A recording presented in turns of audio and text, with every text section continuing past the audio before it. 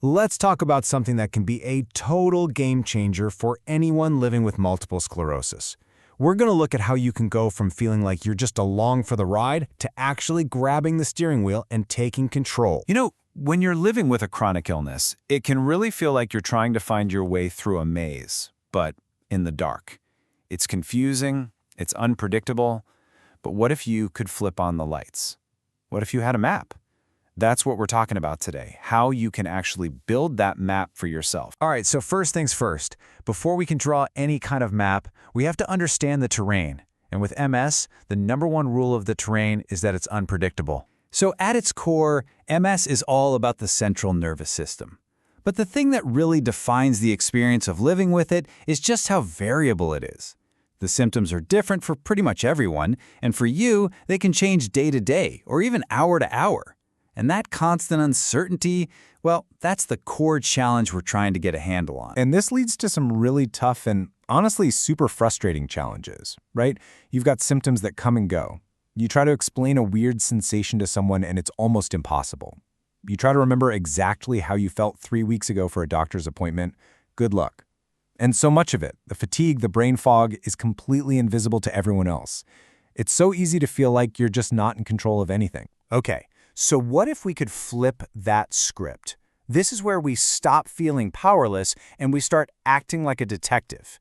Because your symptoms, they aren't just random static. They're clues. And when you start collecting them, you're building this incredibly powerful case file on your own body. I want you to think about this for a second, because it's a huge shift in perspective. When you have MS, an event like a fall is never just a fall. It's not the start of the story. It's the final clue. It's the last scene of a movie that had already been planned. Think about the difference here. If you tell your doctor, "I fell," what can they do with that? Not much. But what if you could say this instead? "I fell in the morning. It was after a really hot, tiring day, and I was feeling this heavy fatigue and a ton of weakness in my left leg." Whoa, suddenly that's not just a fall, it's a treasure trove of clues. You've got heat sensitivity, fatigue, and specific weakness. You've turned a simple event into hard evidence. And that's why it's so critical to track the whole picture, not just the big dramatic events. I mean everything. The weird tingling, the pain levels, any vision changes, how bad the brain fog is, even your mood.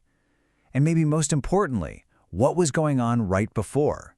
Was it hot out? Were you stressed? What did you eat? Every little detail helps fill in another piece of your map. Now, all this amazing detective work you're doing, it's not just for you. It's probably the most powerful tool you can bring to your medical team. The data you collect is the fuel that drives better, more personalized care. Just picture your next doctor's appointment. Without a log, the conversation might be kind of vague, right? I think I fell a few times, and yeah, I've been feeling more tired. But imagine walking in with your log. Now the conversation is totally different. It's, "I fell 3 times this month, and it was always after 2 p.m. You're not just saying you're tired, you're saying, "My fatigue is a 7 out of 10 on hot days." You see the difference? It changes everything. And this data directly translates into action. It's not just interesting info. When you track the time of day you fall, your physical therapist can give you specific exercises for that. When you can show them your fatigue patterns, they can help you build real energy conservation strategies around your day. Your log gives them exactly what they need to fine-tune your treatment plan just for you. Okay, so we've covered the why. We know tracking is a huge deal. So in our last section, let's get practical. Let's talk about the how. This is where we turn all this data into a real, genuine feeling of empowerment and control. So what's the best tool for the job? Honestly, there's no single right answer. A good old-fashioned pen and paper notebook can be amazing, especially for just getting your thoughts and feelings out. But a digital app on your phone is always with you, it can ping you with reminders, and sharing reports with your doctor is usually just a click away.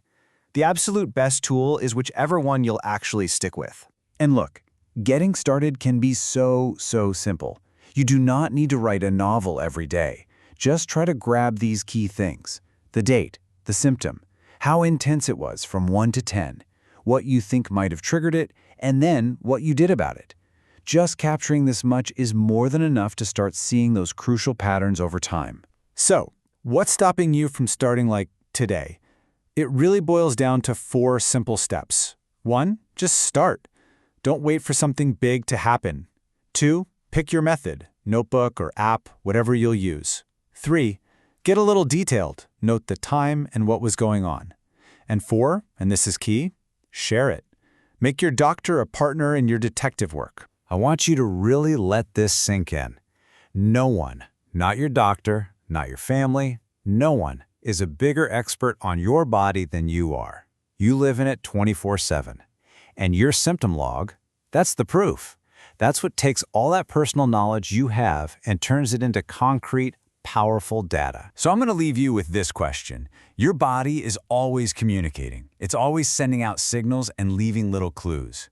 When you start tracking them, you're finally really listening in a brand new way. So what's the first secret, the first pattern that your body is just waiting for you to discover? That journey from chaos to control, it starts with that very first entry.